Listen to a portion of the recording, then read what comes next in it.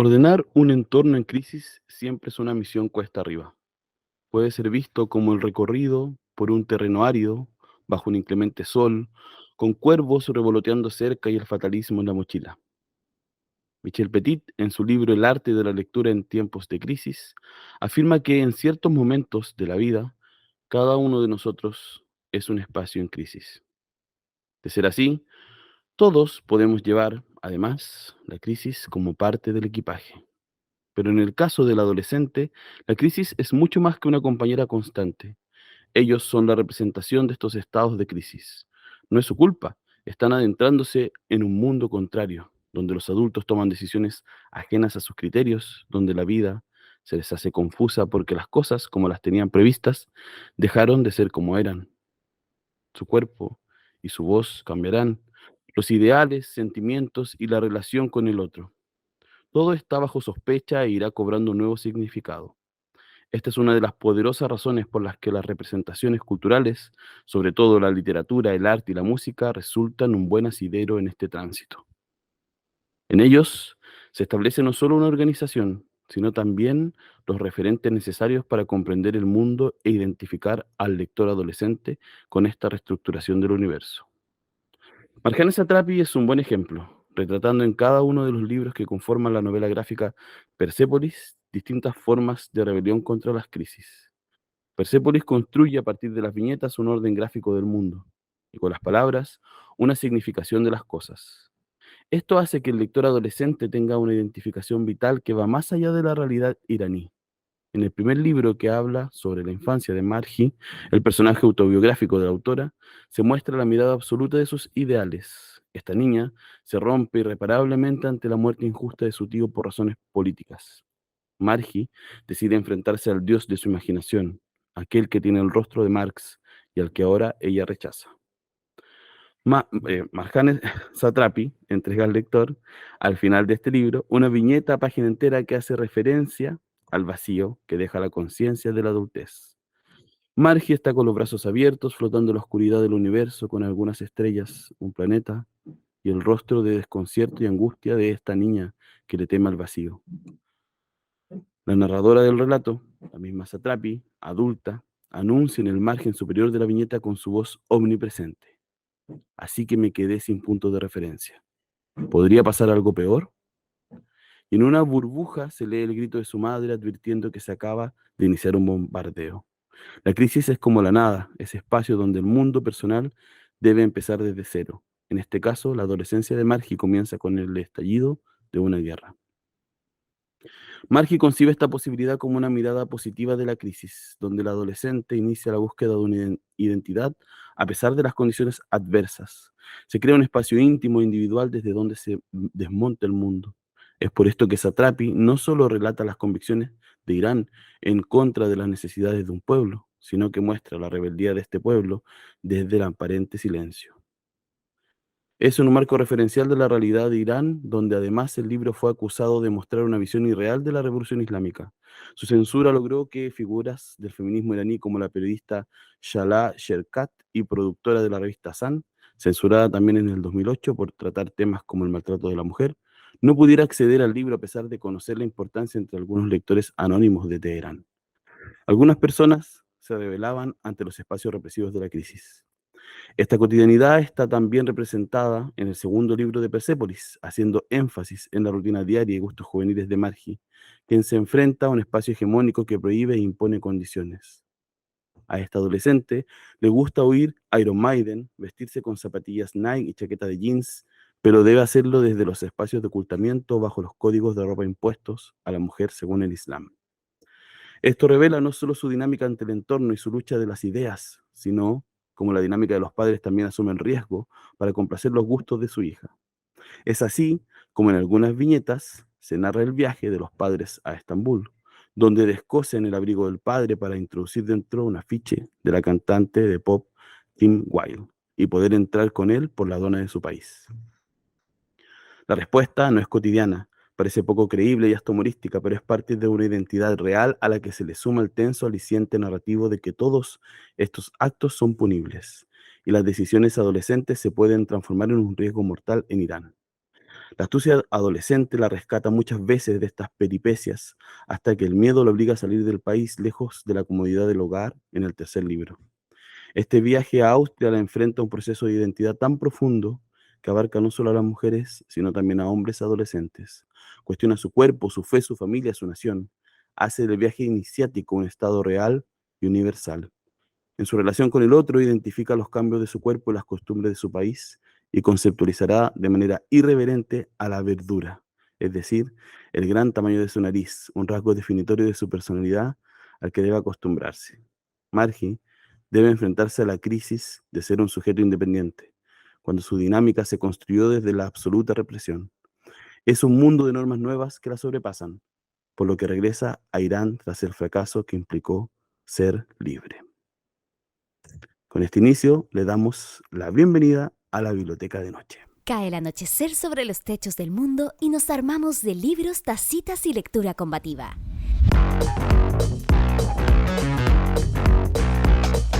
Encendemos el neón para abrir un día más la Biblioteca de Noche.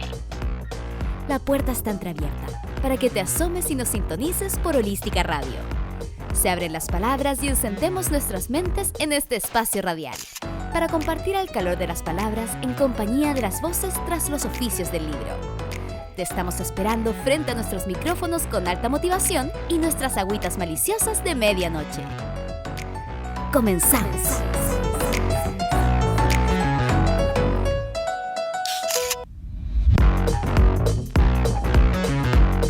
Bueno, escuchábamos recién un texto un poquito más largo de lo normal en nuestra Biblioteca de Noche, pero me parecía interesante que pudieran escuchar. La voz de quien nos acompaña, Grace, es un texto de Freddy González, me dirá ahí bien cómo se dice, da Silva, que escribió el 2013, llamado Los espacios en crisis de Satrapi. Hola Grace, ¿cómo estás? Querida, te invito a Ay, que que no. puedas activar tu micrófono. Lo Pero siento mira, otra vez. yo Me pasa creo, harto. puedo decir que es tu sello, podríamos decir. Siempre me pasa. Estoy bien, Seba, y tú. Bien. Mira, me gusta porque además hace que detone la risa al inicio de este programa cuando sucede eso. Pero Bueno, y revela mi yo real muy despistada y dispersa también. sí, está bien, está bien. También creo que puede ser parte de lo que nos lleva a rebelarnos contra este sistema, ¿cierto? No estar tan atento a todo a veces, ¿sí? Oye, Grace, ¿qué te parece un poquito antes de que le demos paso a nuestro invitado? Este texto, estas reflexiones sobre Satrapi. ¿Tú has leído Persépolis? Sí, ¿sabéis qué? Lo leí en la U, lo trabajé como en un electivo, creo que tuve, que vimos cómics, novelas gráficas, y en otros ramos más. Y bueno, es una lectura sugerida en el plan lector como en tercero medio. En- entonces es un libro conocido, pero no recordaba lo de la reflexión. Lo leí hace tiempo, entonces no lo tenía tan fresco y bueno, cuando lo leí en verdad me hizo mucho sentido. Yo recuerdo que con mis compañeras lo hablamos y todo así como estamos, ¡oh, qué fuerte! Y también como leer un personaje femenino también que te cuenta la historia de algo que para nosotros igual conocemos quizás algo del Islam, pero también es una realidad súper lejana. Mm, Entonces, como ver ese relato, igual era fuerte, como para cosas que para nosotras y de repente están bien mucho más normalizadas, a pesar de todo lo, como que seguimos teniendo cosas por las que luchar las mujeres en el occidente, pero allá es otra realidad, es mucho más, son mucho más oprimidas, y también creo, eso sí, en parte esto también como respetar igual sin tratar de occidentalizar a las mujeres de estas realidades lejanas, porque también a veces yo he escuchado así como, no, es que cómo usan se me olvidó el nombre exacto. del El paño, velo, del la velo que usan, burka a veces, sí. que también hay unas que quieren usarlo y también va por sus creencias y todo, pero Claro. entonces como eh, olvidarnos también de eso y con ese libro reflexioné sobre eso también, porque pueden no querer usarlo, pero también qué haces con las que quieren usarlo, como criticarlas por eso. Creo que esa reflexión fue larga con gente que lo estuve como leyendo y que habíamos sabido que lo leíamos. sí. Sí, Y lo de sí, Michel Petit, igual me gustó mucho con lo que partiste. Lo de cuando exacto. habla de la lectura, creo que es importante en los jóvenes. Bueno, tú sabéis que es un tema que a mí me gusta harto, Por eso, entonces es algo por que eso siempre, te invité hoy día. que siempre busco como leer. No tengo ese libro de la Michel Petit, ando buscando Sí, ahí como el libro está de estilo. difícil encontrarlo ahora, sí, Ya. pero es verdad, esas dos grandes autoras, Marjane Satrapi y Michelle Petit, son de las que habla nuestro invitado, Freddy. Vamos a pedirle a Martín que ponga nuestra cortina.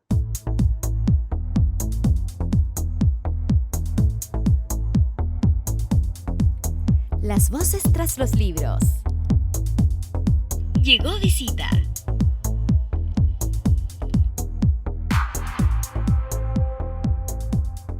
Y bueno, le damos la bienvenida a Freddy. Freddy, ¿cómo estás?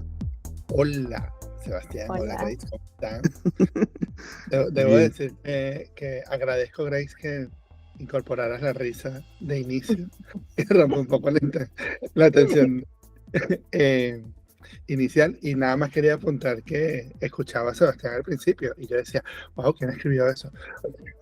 No me acordaba, o sea, no era tan consciente. En algún momento era como, suena algo que diría yo de Persepolis, pero bueno, nada, que luego sí lo configuré y dije, y además que la cita de Petit es una cita que uso mucho, por lo cual no tampoco era algo tan descabellado, pero hubo momentos en donde dudaba y yo decía, unible, ¿sabes? Como, ¿verdad? Qué Palabras. bien, Freddy. Oye, sí quería abrir con esa lectura porque me parecía interesante buscar algo que escribiste hace tiempo, el 2013, 10 años ya, para Sí. que nos cuentes hoy un poquito en qué estás. Antes de lanzarte las primeras preguntas, ¿cierto? De darte la bienvenida a la biblioteca de noche, quiero mostrar para el YouTube, ¿cierto? El librito, a ver si ahí la chunto, sí. Sí, ahí un Los jóvenes poquito tienen más, voz. se ve cortadito, un poco cortado. A ver, ahí un poquito más atrás. Ay, Ahí sí, ahí sí. Más atrás, sí. exacto. Ahí se ve Para que puedan, ¿cierto? Ahí observar la materialidad, si es que mira, ahí ahí lo tiene tiene ahí. Freddy también, para que puedan saber de lo que vamos a hablar hoy. Y, por supuesto, vamos a hacerte la pregunta ritual inicial. No sé si Grace nos haces los honores tú de abrir la entrevista, dale. Sí, esta pregunta se la hacemos a todos los invitados y las invitadas. Y bueno, en verdad, más que una pregunta en sí, son varias, pero es una invitación a presentarte con la idea de que nos cuentes quién eres, qué haces y cuáles son tus obsesiones actuales.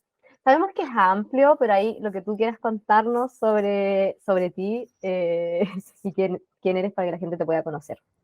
¿Quién eres? Es una pregunta muy complicada en la Sí. actualidad. Cualquier persona, eso es una trampa. Me están acorralando.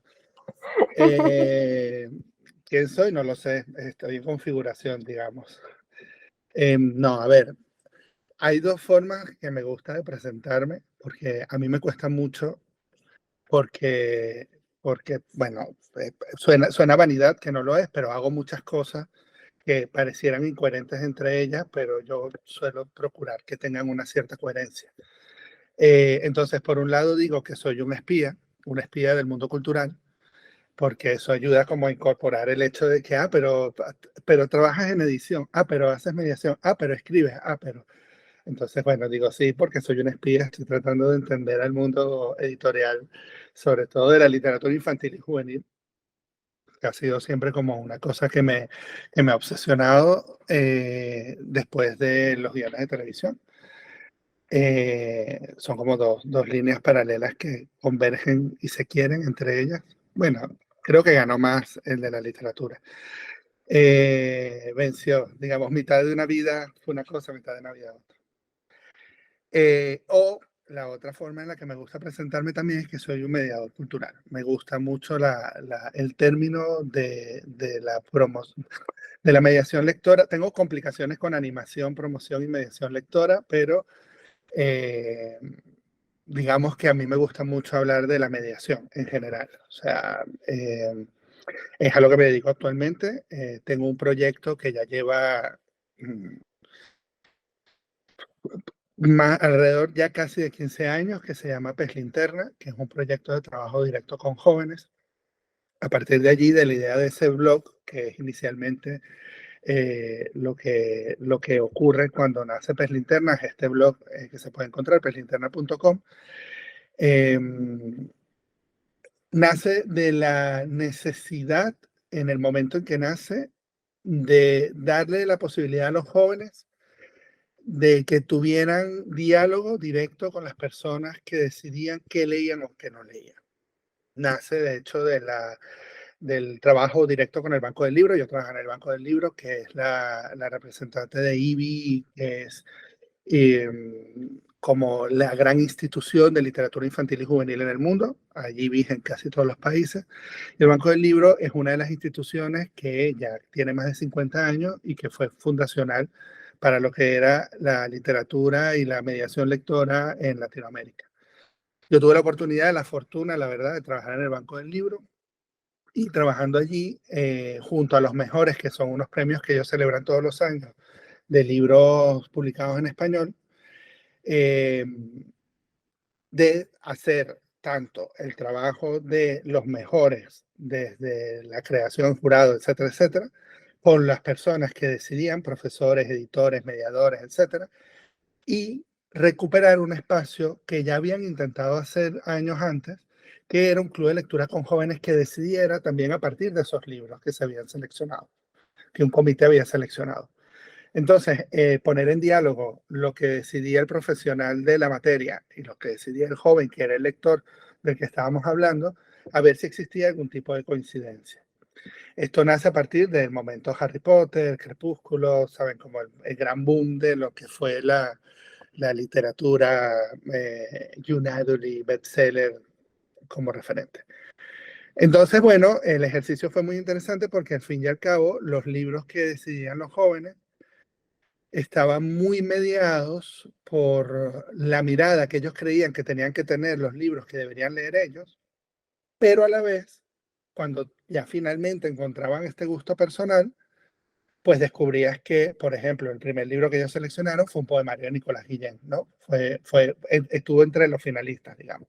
Entonces, claro, que uno diría, wow, un poemario de Nicolás Guillén. Entonces, o sea, el adulto diría, oh, un poemario de Nicolás Guillén, ¿no? Entonces, claro, poner en evidencia que quizás el joven tampoco es tan tarugo a la hora de seleccionar libros, fue lo que me llevó a este proyecto. Y a partir de allí nace este proyecto en donde se mezclan muchas cosas. Se mezcla formación bibliotecaria, docente, etcétera, y se mezcla clubes de lectura y trabajo directo con jóvenes en distintas áreas.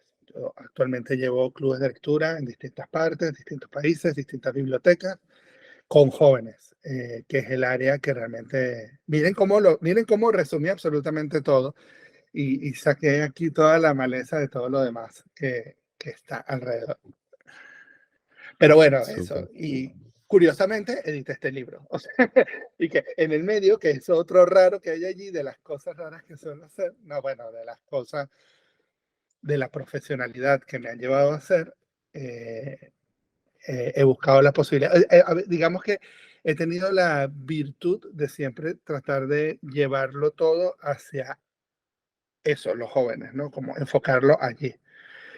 Que es problemático porque los jóvenes con los que empecé hace 15 años, por ejemplo, o sea, la mirada de la juventud no tiene absolutamente nada que ver con lo que es ahora ni con lo que fue hace 7 años, ¿no?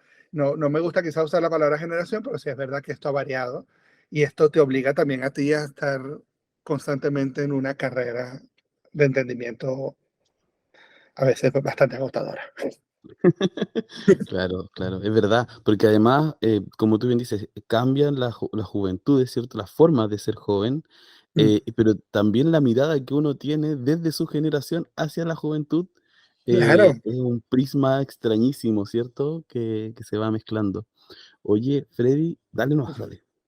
No, ¿y qué es eso? Que, por ejemplo, yo mantengo el blog por amor, pero incluso la idea del blog como tal, pues en la actualidad es como curiosa, ¿no? Entonces, digamos que incluso estos formatos con los que iniciamos nosotros también han variado. O sea, no solo se trata de la idea del joven, sino de cómo se comunica este joven, qué es lo que expresa, cómo lo expresa este joven de la actualidad, o estos jóvenes, o estas jóvenes, o estos jóvenes, y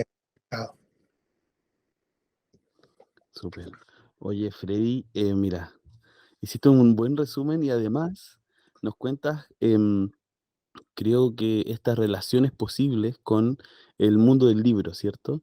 Porque Ujú. claro, si bien hace cosas muy diversas, podría haber sido una de esas, por ejemplo, que te dedicas a, no sé, a navegar en alta mar y que, no sé, buscas ciertos minerales. No, no es tan disruptivo, pero me parece además que es un viaje bonito el que sucede cuando descubre uno otro oficio dentro del mundo del libro.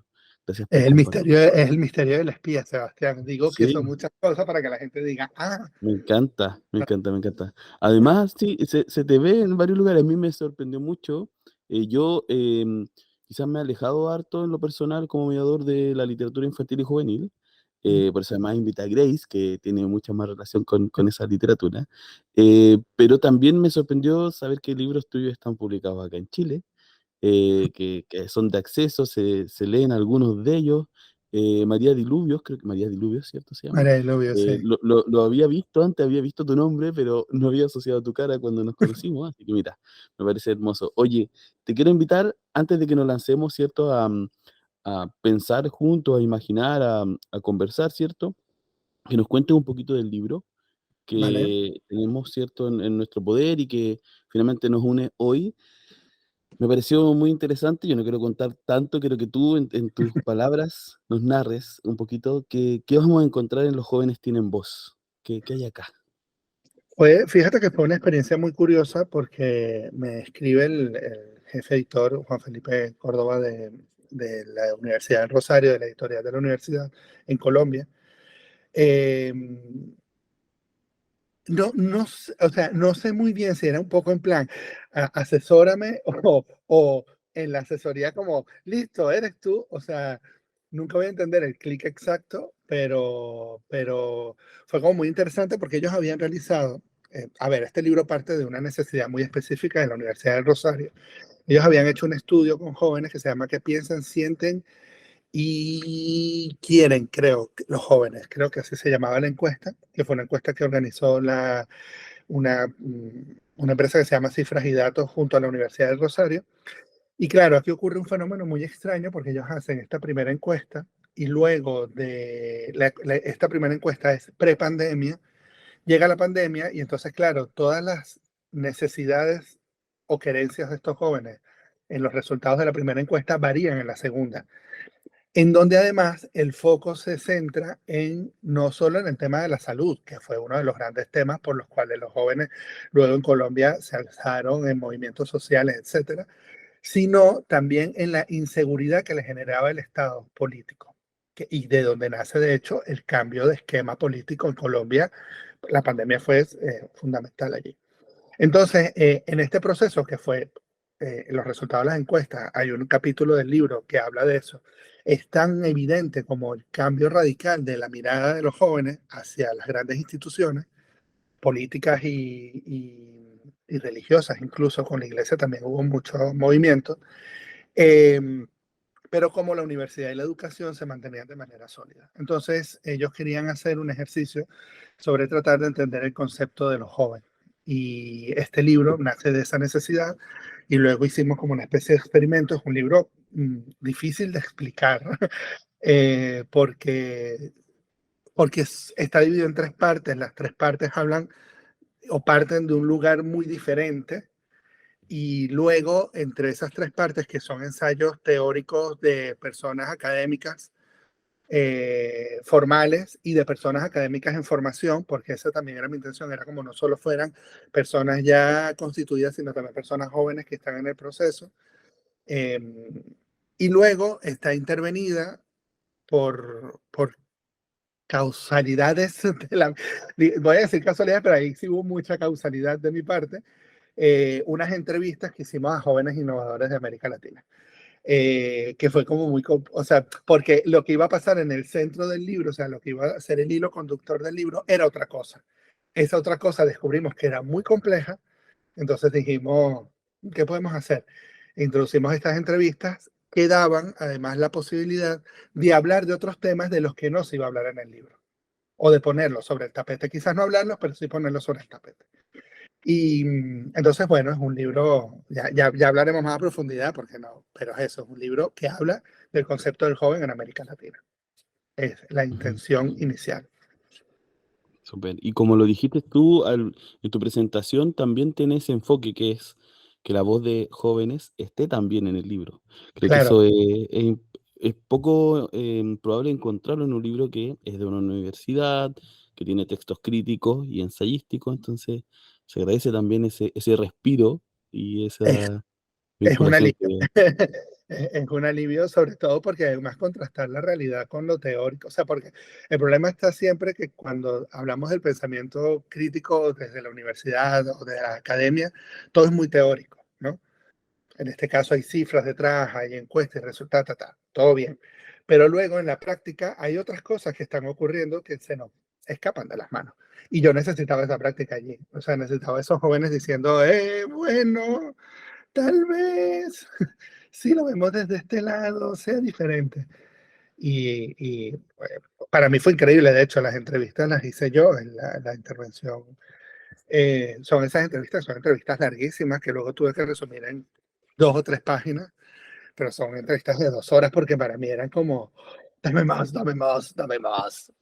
Unos personajes increíbles, además que me costó encontrar porque eso era otra, hay poco espacio de los jóvenes, incluso hasta sospechosamente hasta en internet, de jóvenes que estén haciendo cosas disruptivas fuera de los Claro, espacios de redes sociales, etcétera. verdad, Freddy. Gracias, Grace. Otra vez, ¿no? Decir que me parece súper interesante, pero me entra una duda, la selección, por ejemplo, a quienes entrevistaron, ¿cómo fue eso? ¿Consideraron ciertos criterios, no sé, que fueran de distintos, no sé, niveles socioeconómicos, distintos acceso a la cultura? ¿Cómo fue eso? Porque me imagino que por lo que dices, querían como un amplio espectro, lo que más se pueda dentro de lo posible. Entonces, ¿cómo llegaron a la selección de quienes participaron en esto?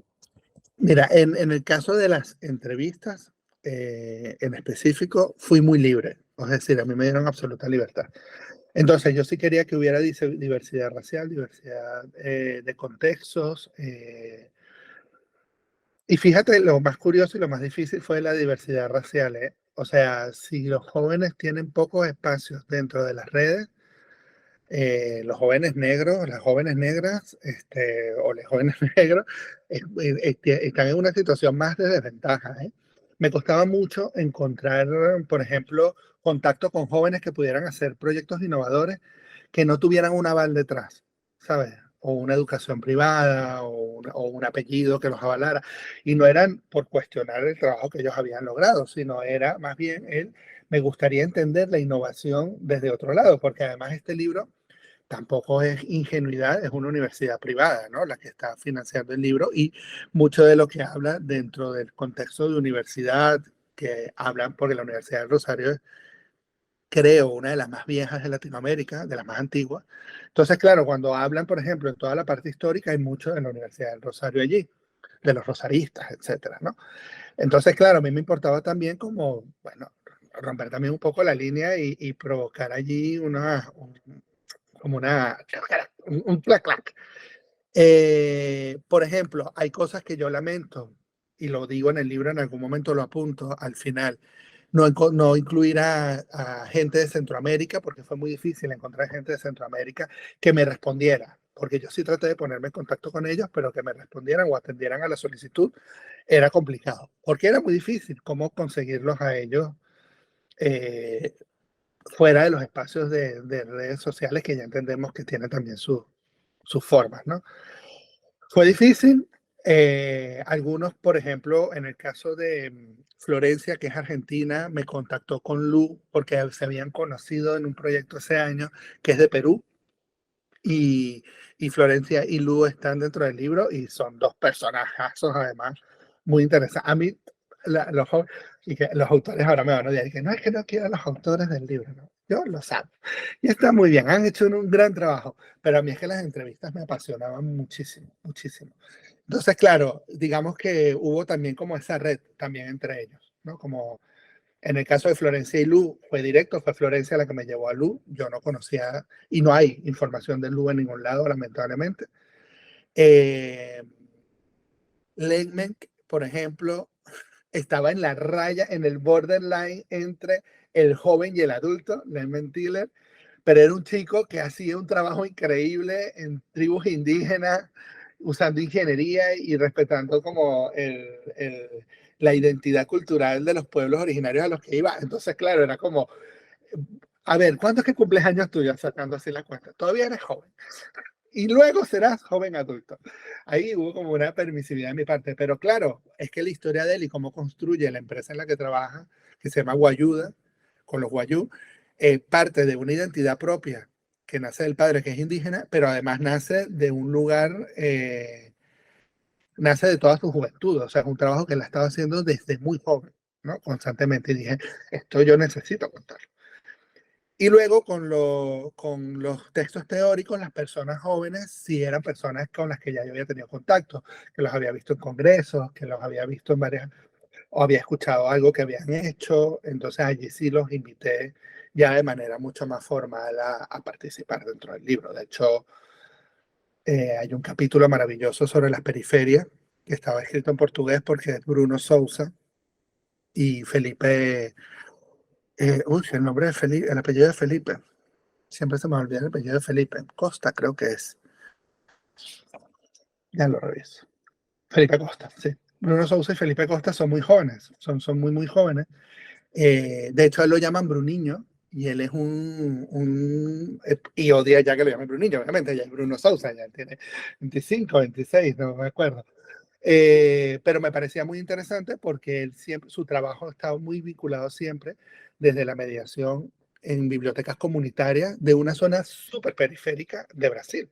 Y yo dije, yo necesito este texto que rompa también con la idea de centralizar la idea del conocimiento en la universidad, etcétera. O sea, que es lo que te digo, tratamos de ser lo más disruptivos posible, entendiendo que la universidad era una línea de acción importante y lo social y lo cultural, etc. Sobre todo lo social. Me encadeno un poco, perdónenme, si en algún momento me encadeno, No, díganme. No, está bien. no pasa Nos nada. gusta, nos gusta. Sí, Pero qué interesante lo que menciona y lo que, aunque es breve, pero suena súper interesante lo que hace cada uno y una de las personas que entrevistaste. Creo que se les da poco de repente, no sé si valor es la palabra, pero o poca palestra quizás a los jóvenes y a las jóvenes en estas cosas y socialmente, no sé, acá en Chile por lo menos, se suele como ningunear un poco y tirar hacia abajo a las juventudes, lo que en particular yo estoy muy abanderada hace un rato por la niñez y la adolescencia, como que yo soy profesora, entonces desde ahí nace un poquito esto. Entonces la peleo mucho con mis mismos colegas de repente, como el respetar los derechos y también valorar como las acciones que van haciendo, porque de repente esperamos que hagan lo que nosotros queremos más que lo que ellos o ellas pueden querer. Y creo que es súper importante valorar que, y de hecho algo que dices así como que quieren los jóvenes hoy en día.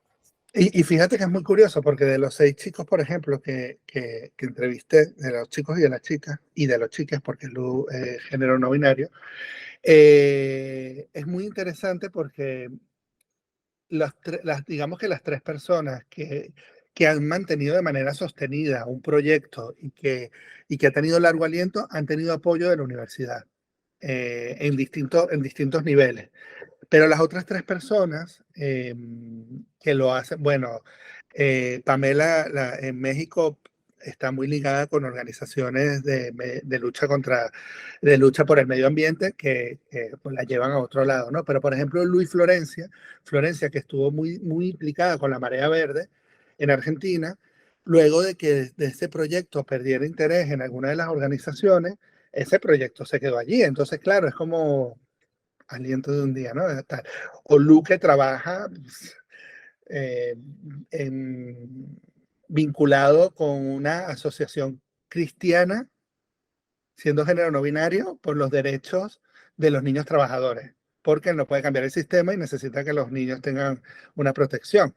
que sí, que es horrible, que es poner un vendaje sobre una cosa que al final, bla, bla, bla, pero él está trabajando desde un lugar muy solo, muy solitario, desde un lugar muy solitario, y a donde no tiene un respaldo, ¿no? Como para ser observado por lo menos para que haya un apoyo. Y eso en América Latina ocurre mucho y es terrible además. Es como hay muchos jóvenes tratando de hacer cosas que no tienen ese empuje final necesario, un apoyo institucional, y que es parte también de la encuesta esta, ¿no? Es como, vale, no tenemos un Estado que nos respalde. Entonces la educación es lo que nos debería respaldar. ¿Lo está logrando? Ya esa nos lleva a otros miles de cuestionamientos. De los que no va el libro, pero digo, esto va como una reflexión. Sí.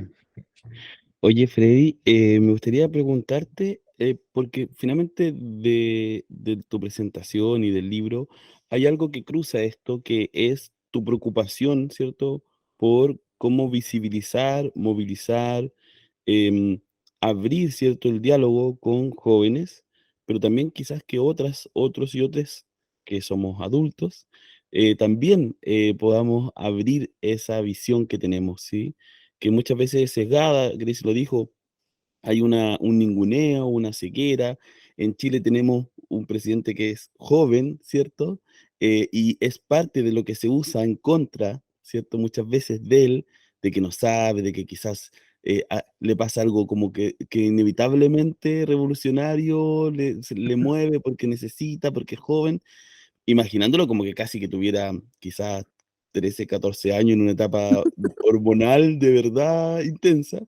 Entonces, me gustaría saber cómo ha sido enfrentarte a eso, porque seguro hay algunas personas que quizás no están tan a favor, o quizás es difícil que entre esta idea de entender que el concepto de joven es mucho más amplio, mucho más diverso, mucho más enriquecido y que siguen siendo y lo serán sujetos de derechos, ¿cierto? Exacto, sujetos de derecho. Nunca antes, mejor dicho. A ver, parte del subtítulo del libro, que es eso, por un diálogo ciudadano entre generaciones, procura eso, procura abrir la posibilidad de que exista un diálogo entre el adulto y el joven. Yo creo que ha habido una ruptura de paradigma importante también dentro de la sociedad a varios niveles, y eso le está costando entenderlo tanto al adulto, que ha vivido en otro espacio, en otro status quo, y al joven que no tampoco vivió en lo otro, ¿no? O sea, aquí es siempre difícil hablar del tema porque pareciera que somos buenos y malos, ¿no? Y no se trata de eso, se trata de dos estados distintos en una situación complicada. Y estamos viendo una situación complicada a nivel mundial, eso también es verdad. Entonces, es difícil porque el adulto siempre cree tener la verdad absoluta. eh, la verdad absoluta porque digamos que ha vivido bajo el confort de que las cosas salgan bien o mal, pero dentro de ese confort de que por lo menos tienes la certeza de cómo se debe actuar, ¿no? Y los jóvenes pecan también de creer tener la verdad absoluta y quizás el diálogo allí porque quieren generar un cambio, pues, porque quieren generar un cambio o porque no quieren generarlo, porque también hay una gran población que simplemente se ha derrotado y que eso es otra gran preocupación de parte de los jóvenes. Entonces, claro, conciliar ese diálogo es muy complicado y yo creo que ese diálogo debe empezar a ser de interés en los espacios públicos, espacios bibliotecarios, en las universidades, en las escuelas. O sea, yo creo que en los espacios comunitarios, o sea, yo creo que empezar a crear lugares de encuentro en donde realmente el diálogo tenga sentido, el diálogo a nivel social, sobre todo, me parece importante que ocurra en otros espacios que no sean solo los universitarios para que ese diálogo se establezca. Tú me preguntas cómo lo llevo, ¿no? Yo lo llevo fatal. Yo lo llevo fatal porque es terrible, porque es muy difícil lograrlo. O sea, y es mucho más difícil por parte del adulto, honestamente. O sea, creo que los jóvenes son más permeables a tener la posibilidad de abrir el diálogo. No estoy diciendo que sean más fáciles, estoy diciendo que sean más permeables que el adulto. Y eso siempre es muy complicado. Parte de la otra gran intención del libro va de allí. Va de, bueno, aquí hay una serie de personas que han trabajado eh, han investigado y han trabajado desde el conocimiento una idea del joven. La primera parte del libro, por ejemplo, es un arqueo histórico del concepto del joven, sobre todo en Colombia, enfocado en Colombia. Y es muy interesante pasar del siglo XVIII, XIX, XX al siglo XXI y ver cómo ha cambiado la idea del joven, ¿no? Dentro del marco social. No es solo un tema histórico, es cómo el joven ha pasado de ser un producto, un concepto, una necesidad casi que de mercado a un sujeto social que ha elaborado grandes cambios. Entonces, claro, ese ejercicio es importante observarlo desde allí. Es como si en el siglo XVIII pudieran hacer cambios, si en el siglo XIX pudieran hacer cambios, si en el siglo XX fue más difícil porque hay otros temas involucrados allí, porque el siglo XXI no. O sea, el siglo XX, fuck, qué problemático ha sido para nosotros más que los anteriores. Entonces, claro, es difícil. En resumen a tu pregunta, es súper complicado, pero yo sí creo que hay que conquistar espacios. Eso también lo creo. ¿Grace? Oye, yo quisiera decir nomás algo breve de lo que decía como de los adultos y los jóvenes. Me hace mucho sentido esto de que son más permeables quizás, porque en mi caso pasa como apoderados. eh, Disculpen, no sé si se escucha, está ladrando mi perrita, ¿lo escuchan? ¿No? Ah, ya. Que no ha dejado de molestarme todo el rato. Que es muy difícil de repente, yo siempre lo digo, como es más fácil llegar a un acuerdo de cómo, no sé, resolver conflictos o conversar ciertos temas con los y les estudiantes que con apoderados, apoderadas, apoderades. Es súper complejo como de repente, porque, no sé, son más como de algunos muy, muy exigentes, entonces como que no quieren salirse de eso y como que ahí una de repente ahí en el papel de profe como tratando de mediar, y yo siempre he dicho que es mucho más fácil conversar y dialogar con los y las estudiantes que con la gente más adulta. Creo que en eso sí me hace mucho, mucho sentido lo que dice Freddy. Es que además creo que ellos están como más claros de que no lo saben todo. O sea, aunque quieran decir que lo saben todo, Claro. son como más conscientes de que bueno, quizás hay cosas que se les escapan y eso está bien. El adulto cree que lo tiene absolutamente todo concebido en la vida y tiene una cosa que juega en contra, que es la experiencia, ¿no? La experiencia me dice. Y bueno, Sí. no todas las experiencias son iguales, lamentablemente. De hecho, a mí como igual, como profe joven, a mí me dicen así como de repente, ah, es que tú eres muy joven, es que tú no eres mamá, también ese es como el otro recurso que se utiliza mucho, tú no eres mamá, entonces ahí siempre como, efectivamente, yo no soy mamá, pero he estudiado, sí, estudié esta carrera, me dedico a esto, o sea, algo debo saber, algo debo saber, como, y me digan así Tú como, eres mamá, es muy duro, ¿eh, Grace? Uf. sí, sí, ahí es como guardar a la compostura porque estoy en el trabajo, pero sí, ese me enoja más que eres muy joven, pero es muy recurrente. Sí, es algo que... Claro. Y que el no ser mamá, a ver, es que es muy complicado porque también cuestionar el rol de la madre es muy difícil, ¿no? Y aquí no voy a entrar yo a cuestionar el rol de la madre, pero sí es verdad que todos los contextos familiares no son los mismos, no son iguales y no parten del mismo lugar. Entonces, claro, eso varía también las formas en las que una madre se comporta de una manera, se comporta de otra, y ahí sí es mucho más complicado. O sea, es como... Y claro, ahí es importante el rol del profesor, es fundamental. Para mí es de los más importantes. O sea, yo soy mediador. Yo siempre dije, jamás seré profesor de adolescentes porque paso un rubro distinto que no me interesa. Me gusta trabajar en los espacios culturales, lo confieso, y creo un vínculo distinto. Pero, pero sí entiendo que el profesor Grace tiene sobre ti un poder importante. Es verdad. Y que igual creo que es muy interesante además reflexionar sobre la crianza, porque finalmente creo que es súper bueno que otras personas aporten conocimiento a un proceso que debe ser muy, o sea, si ya uno con un amor, ¿cierto? Con una amistad, como se apasiona, pierde subjetividades completamente, cuando se enfrenta a alguien que está criando, que viene de ti mismo, de ti misma, seguro que es necesario que alguien te diga, quizá esto no es tan así, podemos ser un poco más objetivos y apoyarte en eso, y creo que la docencia es parte de eso también, como bajar esa revolución y entender que hay más aprendizaje fuera. Y también que los jóvenes siempre van a ver en la mirada del profesor y de los padres el objeto de la rebeldía. Así que eso también es un problema. O sea, y que es parte Exacto, del ciclo de vida. O sea, como corto con esto, ¿no?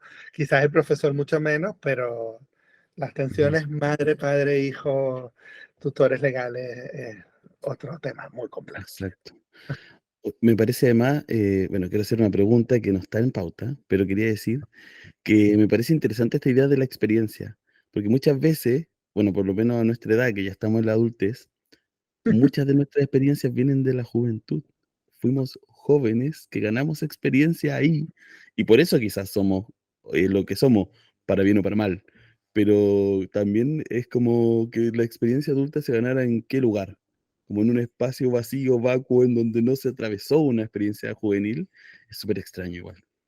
Sí, pero bueno, es como igual, haz el ejercicio de cuando trabajas con adultos que quieren trabajar con jóvenes, un ejercicio que es infalible, no solo es recordar como la adolescencia, sino recordarlo desde los productos culturales más básicos, ¿no? Como canciones, qué leías o si leías o qué te gustaba y tal.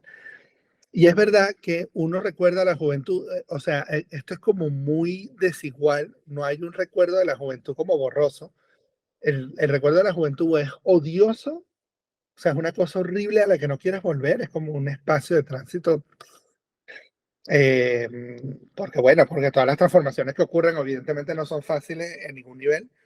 O en el otro hay un recuerdo idílico extraño de lo joven, como qué bella fue esta juventud, los años del instituto fueron increíbles, que en ese momento a lo mejor no lo fueron, pero ese recuerdo extraño que creamos allí, la gran edad dorada de la infancia, ¿no? Como es muy raro. Entonces, claro, es como muy eso, es muy bipolar la reacción. Nunca hay como un término medio un poco menos o más fangoso en donde digas, bueno, sí le recuerdo con cariño, pero fue bastante dura, o no, los recuerdos son eso, o es un horror, un asco, fuck juventud, o ¡buah!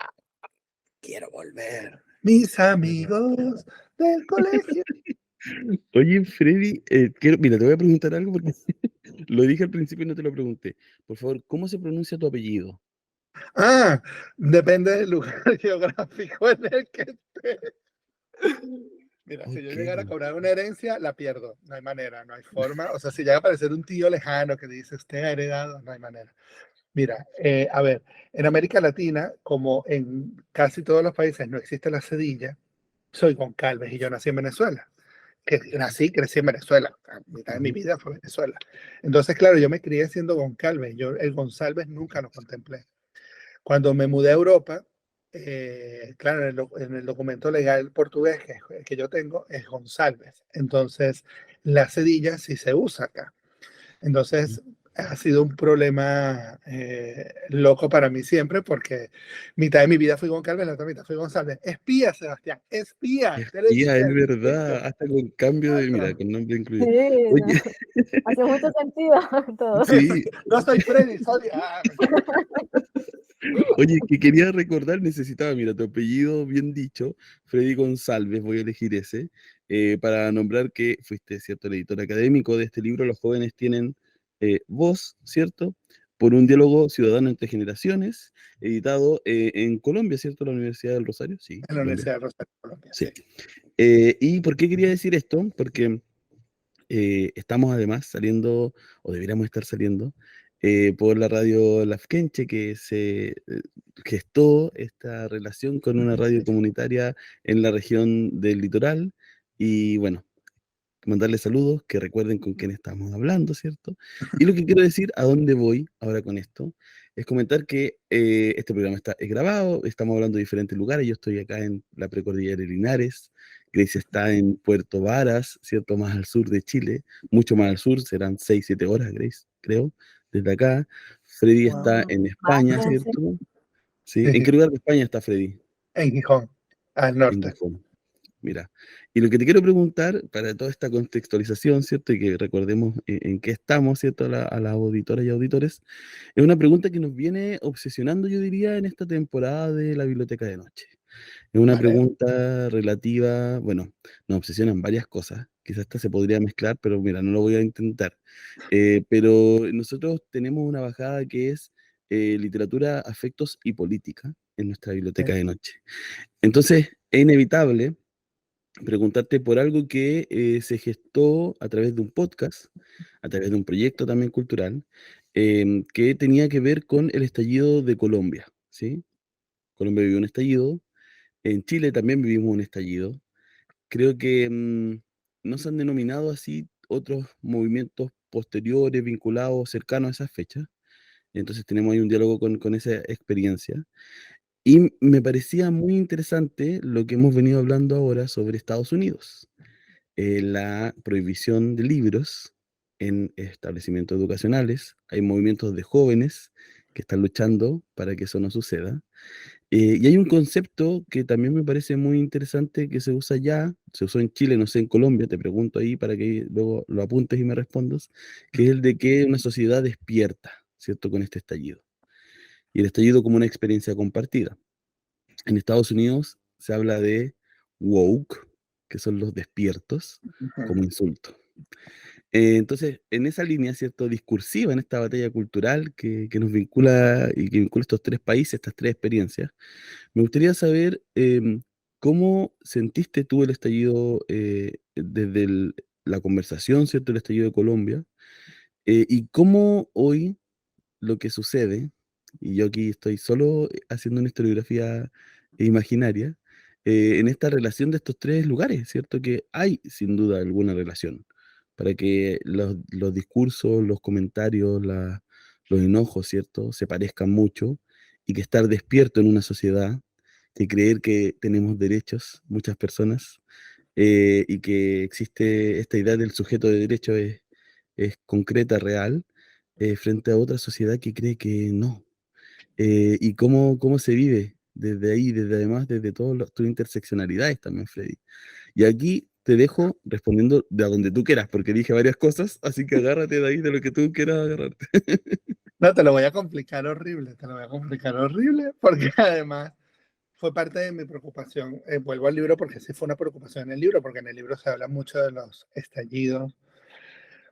Fíjate que, y aquí lo voy a complicar, es muy complicado y ojo que no tengo respuestas aprendidas de esto, pero mi situación está que cuando se habla de los estallidos, por ejemplo, no se incluye a todo el proceso del movimiento estudiantil venezolano en el momento en que luchó contra Chávez, ¿no?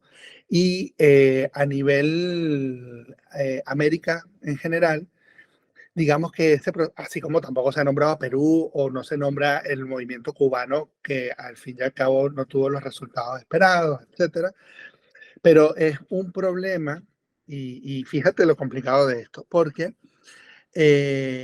pareciera cuando uno enuncia esto que hay como una categoría ideológica en la que uno se posiciona, ¿no? Y eso es por eso digo que es complicado, porque yo siempre procuro ir más allá de la identidad ideológica del conflicto, ¿no? Cuando se trata de jóvenes. Y esta es una conversación súper complicada con la que he peleado, por supuesto, con 20.000 personas, tanto en América como acá, en América Latina como acá, porque eso, porque siempre hay una necesidad de fijar una posición ideológica. Yo te puedo hablar, por ejemplo, del estallido social, que no fue un despertar en Venezuela, porque lo viví en primera persona. O sea, porque yo vi personas muertas, porque yo vi jóvenes muertos, porque yo te reconozco una bomba lacrimógena, de una bomba de gas pimienta, de una bomba de... porque lo viví, no, no es algo que me hayan contado, ¿no?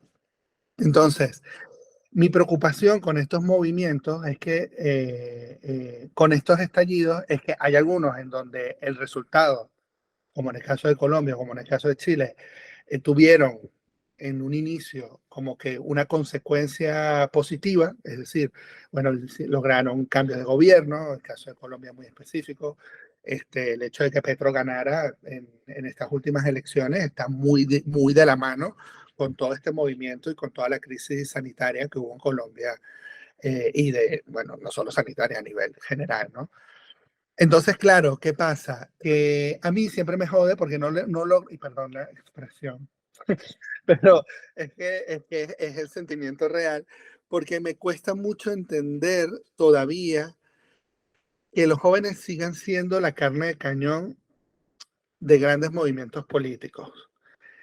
Y por eso digo que es complicado, porque va a sonar como muy naif mi respuesta, que no lo es. O sea, yo sí creo que para generar un cambio ellos tienen o son, digamos, que los principales motores, y volvemos a lo mismo, porque el espacio universitario es el espacio que crea el conocimiento y el paradigma para poder establecer otras cosas sociales, o digamos, no solo el espacio universitario, también pienso en el espacio comunitario, ¿no? Pero digamos que esos ambos procesos de la mano, estrechados, pueden llegar a una conclusión mucho más positiva a nivel político y a nivel social en los países. Con unas luchas como mucho más organizadas y bien planteadas desde allí. Creo que allí volvemos al factor jóvenes y adultos. Cuando los adultos intervienen en estas manifestaciones, ocurre el caos. Ese es mi punto de vista. Luego, cuando los jóvenes tratan de organizarse, creo que conquistan espacios con mucho mejor talante.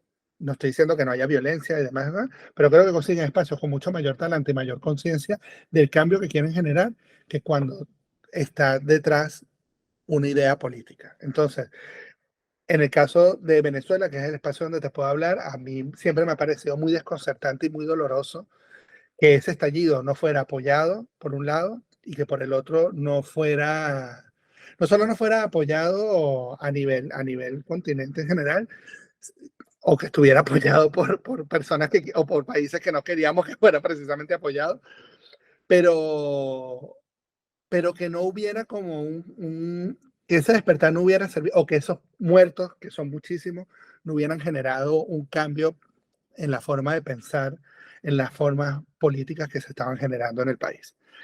Entonces, claro, para mí es muy doloroso y es muy conflictivo hablar de eso por esto, porque es como Chávez no se toca, pero Maduro no es Chávez.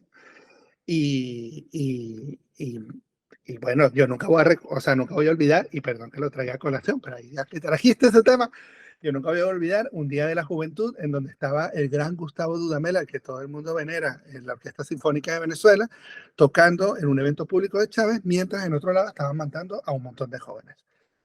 ¿Eso se habló? No se habló, no existe. Entonces, claro, el Día de la Juventud. Entonces, por eso creo que para mí el problema político en América Latina, mientras siga tan amarrado al tema ideológico, no va a haber un diálogo real de cambio general.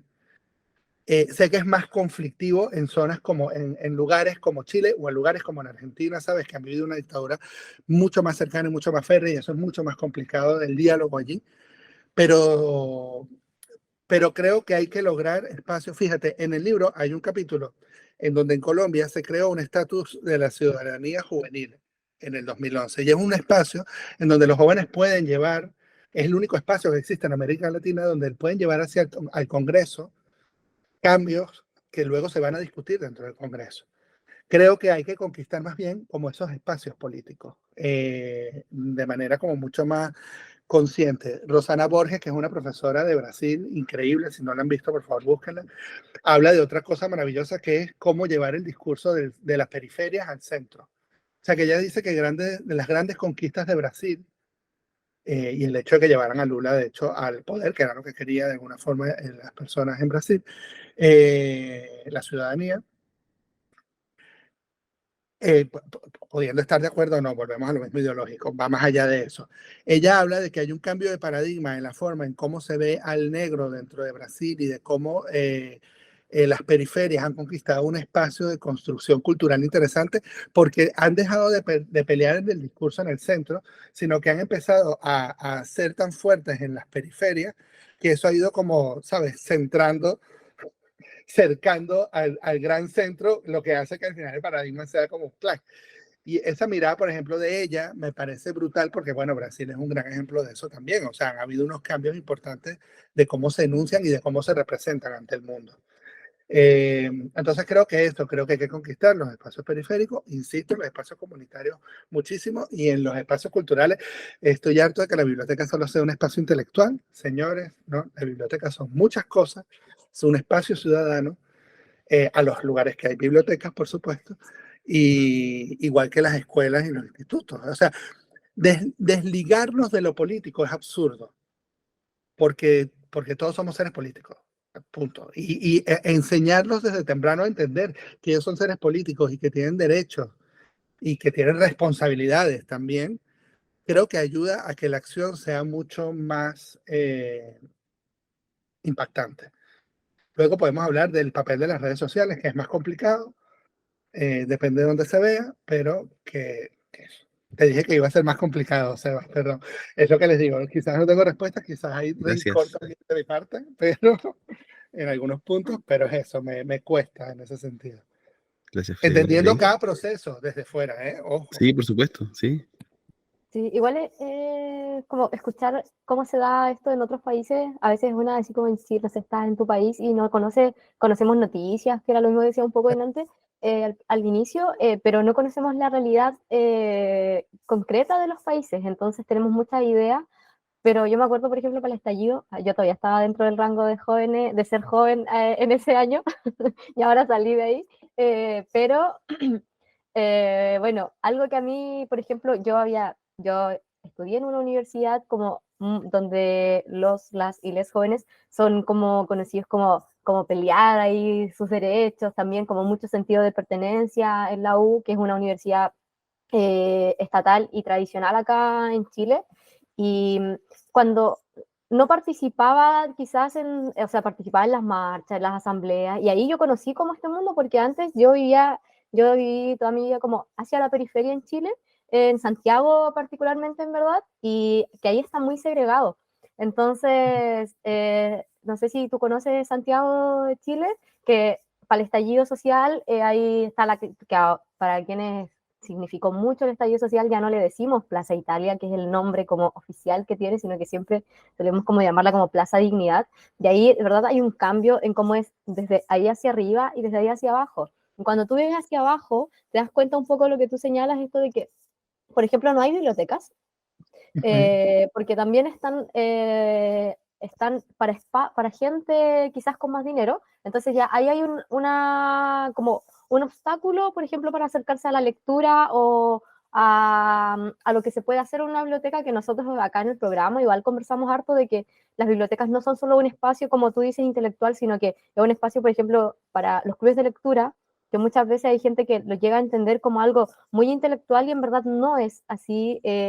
La idea es acercar desde otra mirada, como salir un poco de la academia, y cuando tú vives en la periferia no tienes acceso mucho a esas cosas. Yo, si no llego a la universidad, yo no conozco Bibliotank, quizás o hubiesen pasado muchos años, porque yo conocí Bibliotank y estoy acá, porque en la universidad llevaron una actividad. Pero antes de eso, en verdad yo nunca había escuchado, por ejemplo, la mediación lectora. Yo en un colegio que es técnico profesional, tampoco es privado, donde en verdad no tenías, lo que hacen prácticamente es, tú sales del colegio y te forman para que salgas a trabajar. Tampoco nos hablaban de ir a la universidad. Entonces, hay muchas barreras que te van poniendo, aunque la gente dice, no, en verdad no tienes barreras. Sí, son barreras sociales que son súper importantes. Entonces, yo me acuerdo para el estallido, yo tuve muchas peleas con mis papás. Esta mirada de jóvenes, entonces pero yo hice un trabajo importante en distintos temas, y uno fue así como mis papás me decían, es que la barricada, yo les decía, yo sé que puede ser violento, pero también tiene una finalidad dentro de la marcha. Mi papá me decía, pero ¿cómo que prendan fuego en una esquina va a tener un sentido? Y yo le decía, mira papá, cuando vienen los pacos, la única forma de evitar que no lleguen rápido donde las personas que están marchando pacíficamente, porque sí está como dividida un poco la marcha, es una forma de protección en ese momento. No tienes otra, porque pasó que algo que quizás no habíamos visto de esa forma las generaciones más jóvenes, si bien los pacos acá siempre fueron de golpear a los estudiantes en las marchas. Yo estudié los 5 años en la universidad con un guanaco que tira agua, con el zorrillo afuera y los pacos con sus trajes gigantes, y todos los días había lacrimógenas afuera. Entonces era una cuestión como muy normalizada para mí de alguna forma, pero no el nivel de violencia cuando empezaron a disparar. Claro. Bueno, en mi universidad igual antes un estudiante perdió un ojo producto de un disparo dentro de la universidad muchos años antes del estallido, pero no era algo tan recurrente y fue como, para mí por lo menos, muy decepcionante, por ejemplo, cuando en Chile pierde la nueva constitución.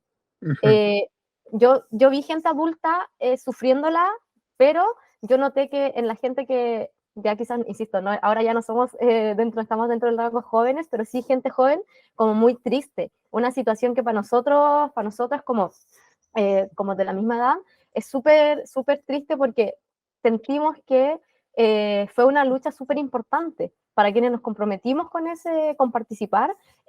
Fue como, para mí, fue decepcionante. Yo estaba súper así como, no, yo de hecho me desligué hace un tiempo, como casi que apagué todo porque no quería nada con la vida, porque sentía que habíamos luchado tanto para que nada valiera la pena y escuchaba como a mucha gente decir, pero si no es nada. Y yo decía así como, ¿cómo no es nada? O sea, se perdieron vidas, gente quedó ciega, con un montón de problemas de salud física, en verdad, porque fueron provocados en la marcha. Y es súper complejo quizás eso como de que recaiga de alguna forma como en los y les jóvenes esta lucha y más encima cuando las cosas quizás no salen como esperábamos, nos digan como que no es importante. A mí me duele, así como es doloroso cuando estás tan comprometido y comprometida porque incluso, como tú dices, también es muy ideológico acá en Chile, post dictadura también, hay mucho como esta frase de, cualquier cosa que tú digas como sobre tus derechos, te tachan al tiro de comunista. Claro. Dices algo y no sé si allá pasará, pero tú eres comunista. No, yo estoy peleando, no sé, que mi jornada laboral sea respetada, no, que comunista. Yo estoy luchando para que todos tengamos derecho a la educación, no, que comunista. Entonces también como que cualquier cosa que los jóvenes digamos, ese es el comentario que viene al tiro, como, Sí. no, comunista. Y es como, a mí me da rabia. No, tranquila, a mí también. Mira, una vez me peleé con un amigo acá porque dijo que yo era de derecha escondido y decía, no. ¿Sabes? Es muy curioso, pero es que volvemos a lo mismo, el tema de la polarización es muy Sí, complicado. Y es muy complicado, sobre todo, por eso digo, también depende de la memoria histórica del país. Es mucho más claro. complicado en Chile porque hay una memoria histórica mucho más reciente, o Argentina, o sabes que en otros, por ejemplo, Venezuela es un caso raro porque estos jóvenes de ahora que tienen 20 años han vivido en el mismo Sí, gobierno durante 20 años. Entonces es como muy complejo. De hecho, en el libro se pasea. Fue muy curioso porque yo invité a un chico venezolano que quería que hablara de otra cosa y terminó hablando del diálogo, de la posibilidad del diálogo, que me parece muy curioso cómo lo llevaste a otro lado, ¿no? Él es un chico que trabaja con niños, con la nutrición de niños en Venezuela. Entonces, un chico joven, no llega a los 30 años, tiene una iniciativa de eso, de nutrición con niños, ¿no? Y eso es lo que yo quería más o menos que explorara en ese texto.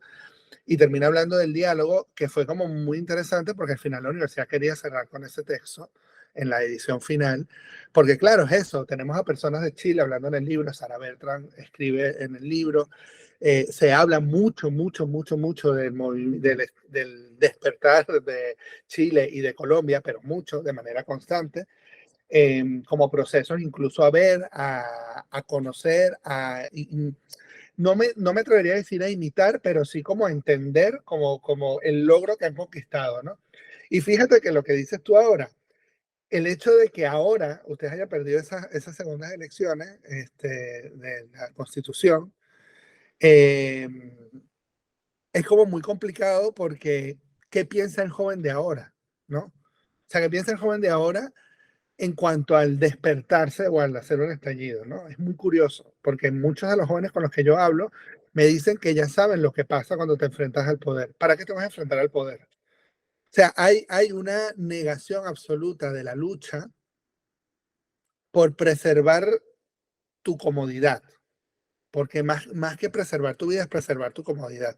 Entonces, por eso digo que ahí hay una complejidad muy tirante, porque al fin y al cabo, sin esa chispa de los jóvenes, absolutamente más nadie dentro de la población va a salir a manifestarse por nada. O sea, no lo estoy diciendo como un absoluto, pero digamos que es más difícil que eso ocurra sin una chispa y una fuerza necesaria que lo impulse. Y si tenemos una generación ahora que es como un poco más conforme, es mucho más complicado, más conforme o más consciente de que al final va a imperar la polarización y de qué sirve nada si igual logramos una conquista y luego se cae por otra. Entonces, por eso yo insisto en lo del diálogo, sí, sé que soy muy naif, salen corazoncitos a mi alrededor, pero es que por eso insisto en lo del diálogo ciudadano, no hay otra manera de conseguir un punto medio. Efectivamente. Me encanta Sí, que mi corazoncito. puse un corazoncito, ¿eh? Sí. Efectivamente, sin el diálogo y también entender que en el diálogo nos vamos a, yo creo que algo que cuesta igual, como que nos vamos a encontrar con opiniones que no nos gusten tanto.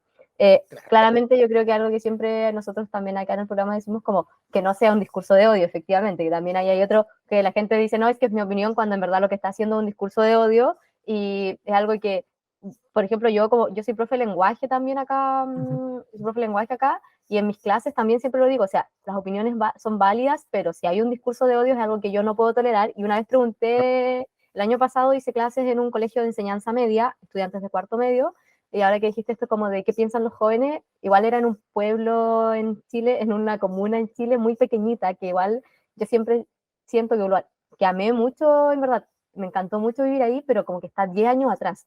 Y pregunté en dos cursos distintos, cuartos medios, en uno los dos pregunté si eran válidos los discursos de odio. Y sabes qué, impresionantemente en uno de los cursos, muchos me dijeron que sí. Tuve que explicar qué era un discurso de odio, por qué se diferenciaba de una opinión y cómo hacer eso, y aún así habían unos que todavía dudaban. Entonces para mí fue muy llamativo porque también se suele pensar que los jóvenes, las jóvenes y los jóvenes están como muy abiertos, así como no, que ellos apoyan todas estas cosas, pero en verdad no necesariamente es así. Entonces también tenemos que saber que nos vamos a encontrar con ese tipo de opiniones en círculos de gente joven. Y a veces pensamos que no va a ser. Y que hay algo muy loco que es lo poco que se habla, cada vez más se puede cuestionar o no, se puede revertir, se pueden cambiar muchas cosas, pero el tema de los derechos humanos cada vez brilla más por su ausencia, porque ese puede ser un punto de encuentro clave para entender que es un discurso de odio. Si tú estás cruzando esta frontera, evidentemente no hay diálogo posible, porque estás atentando contra esta persona. Y es como muy complejo. Y digo, se puede cuestionar los derechos humanos en la actualidad, se pueden incluir cosas, se pueden cambiar cosas, pero yo creo que son como un punto neutro de esto, de la necesidad de entender. Es que Entender. Es que es como algo siguen, en lo que todos deberíamos estar un poco de acuerdo. exacto, es que Claro, sí, siguen sí, sí. siendo Pero además hablarlo, vigentes, porque es sí. que creo que no se habla, ¿eh? O sea, es como, bueno, No. existe esto. Creo que eso ha sido lo más grave, a lo mejor quizás dentro de la relación con los derechos humanos, que es el desconocimiento total. Yo muchas veces en los espacios que me ha tocado formar en derechos humanos, hay personas que creen que los derechos humanos, particularmente los de las niñas y los niños, es que no se les puede pegar. Entonces la preocupación del adulto es, bueno, no le puedo dar un charchazo en la cabeza para que entienda, ni un tirón de orejas, y yo aprendí así y era más fácil.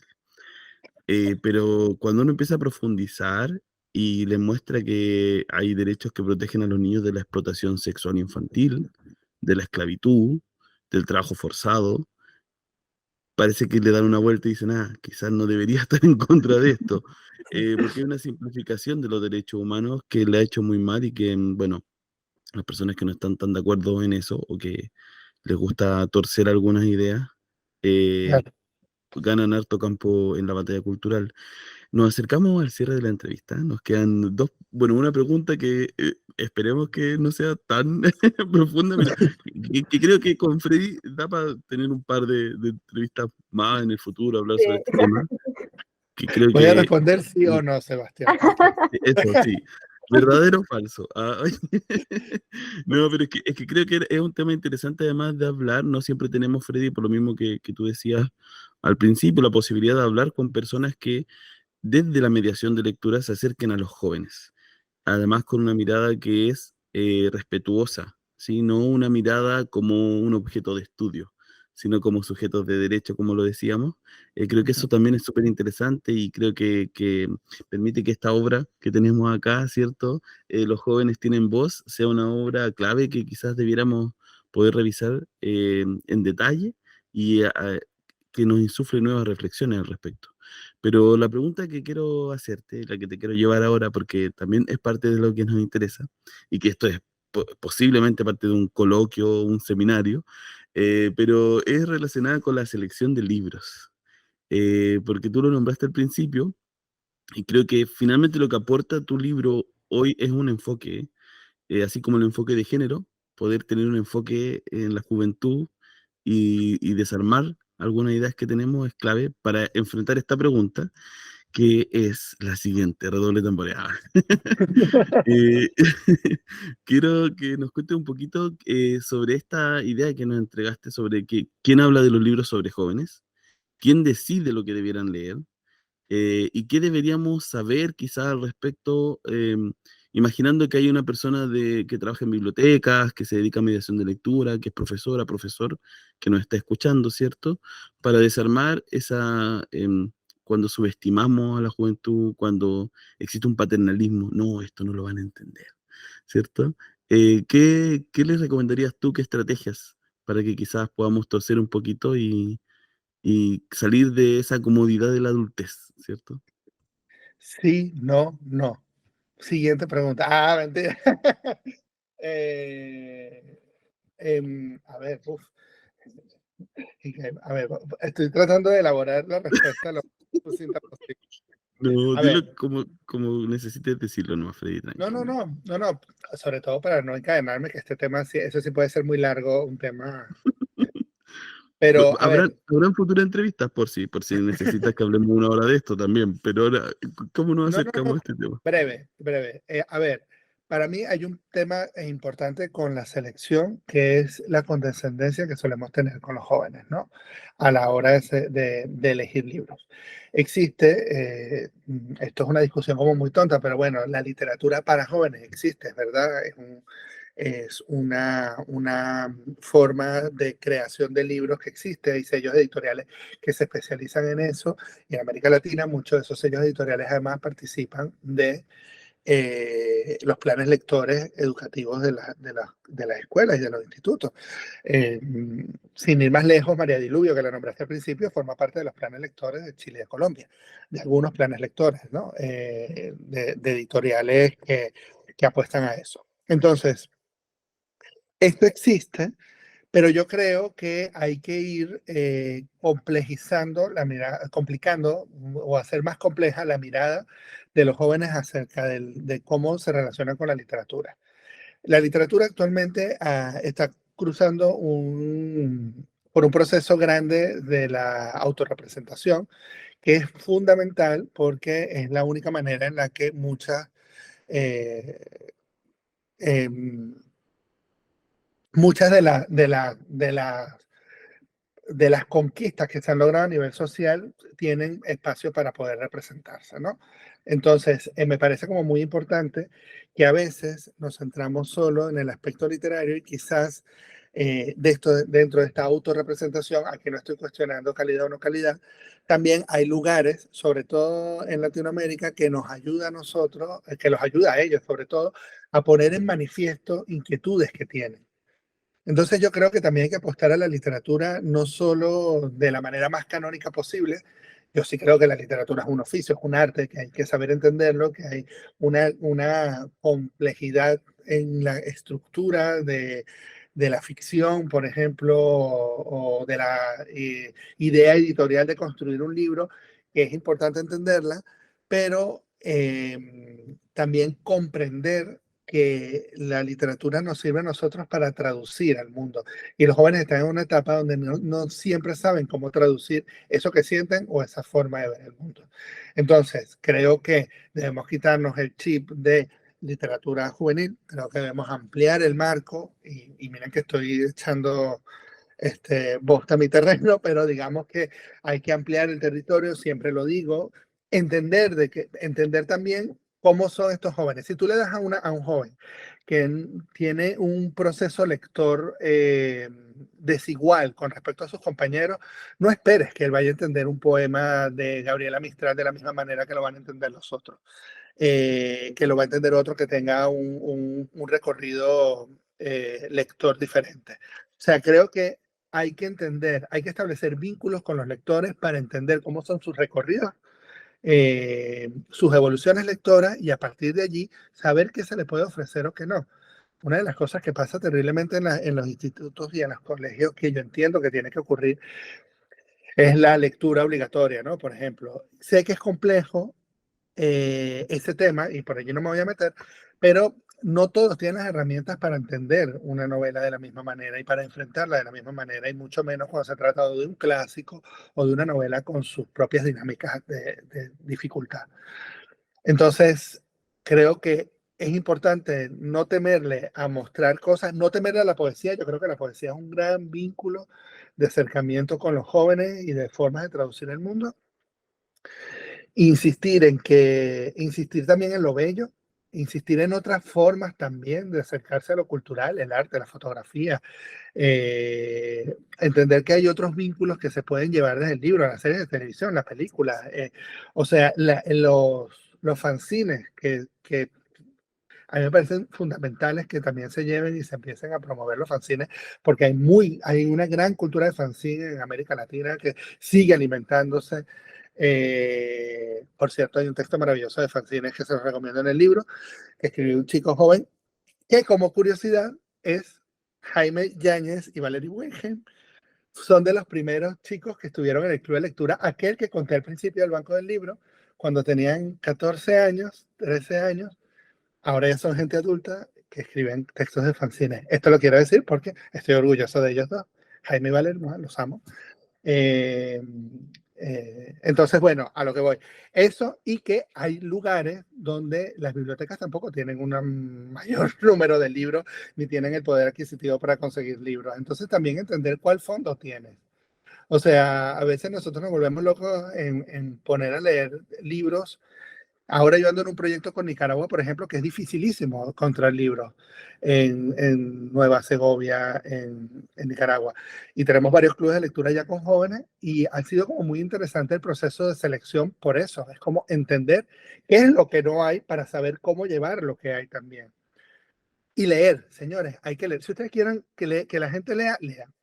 Esto de profesores que no leen, obligando a que la gente lea, no, esa balanza no es justa. Aquí no hay diálogo posible, señores. Y leer en voz alta. Este es otro gran consejo. Tomarse un tiempo, media hora, leer en voz alta. Así la gente entiende también cómo se entonan las cosas. Son los jóvenes. Que lo del tema de la entonación parece una ridiculez, pero no. Si tú estás leyendo un texto que no sabes cómo leer porque no entiendes qué es un punto y coma, una coma o algo, te vas a aburrir leyendo porque estás leyendo una cosa mecánica y no estás entendiendo un carajo. Lean en voz alta. Ya. Es verdad. Gracias, Freddy. ¿Grace? Muchas gracias. Hoy yo seguiría conversando, pero vamos con la última pregunta. Ha sido un gusto conocerte, Freddy. Muy interesante todo lo que nos planteas. Espero que algún día nos podamos conocer quizás en persona o hablar mucho más también sobre el tema. Para mí de verdad es algo muy, muy importante desde hace mucho tiempo.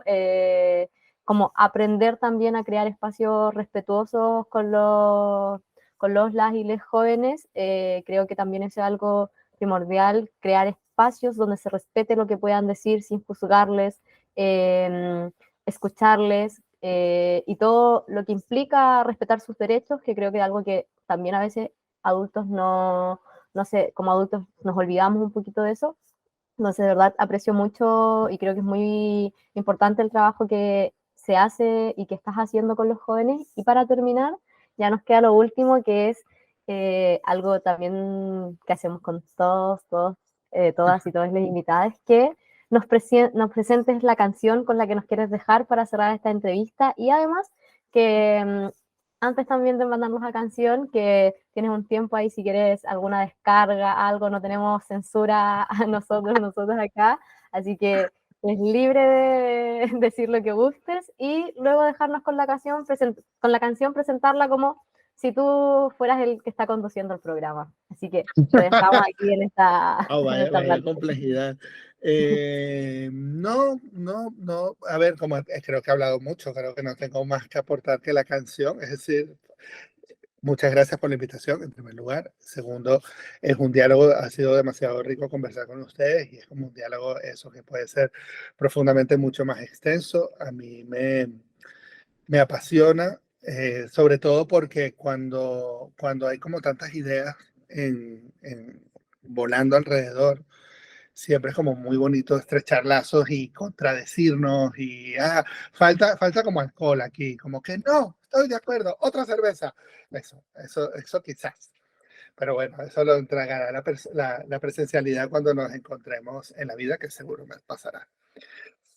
Y es que es muy complicado. A ver, tenía como 2 canciones, pero voy a poner una que quizás es la que más he escuchado recientemente. Es una canción de Silvana Estrada, que a mí me gusta mucho, que se llama Te Guardo. No sé si la han escuchado. Si no la han escuchado, es una canción ro- romántica. Lo asumo, o sea, asumo lo amoroso de la canción, eh, pero también como de lo libre en ese amor, ¿no? De esa posibilidad de decir, te amo, te espero y esto está aquí, ¿no? Y en algún momento puede que llegue solo si lo decides, ¿no? Y de eso va. Es una canción que es muy hermosa, pero creo que lo que más me gusta no solo es la musicalidad, sino, sino la letra. La letra me parece muy, muy bonita. Me parece un poema. Y me gusta escucharla a ella como recitando este poema de manera constante. De verdad se la recomiendo mucho. Voy a poner algo de Karol G, porque todo el disco de Karol G lo amo, pero creo que Silvana Estrada guarda más relación con, con hoy, la verdad. Con el hecho de amar de crear lazos y vínculos y decirle a los jóvenes, sí, aquí hay un espacio para ustedes en esta gran ciudad imaginaria que estamos construyendo. Vengan y ámense y amémonos todos, todas y todes.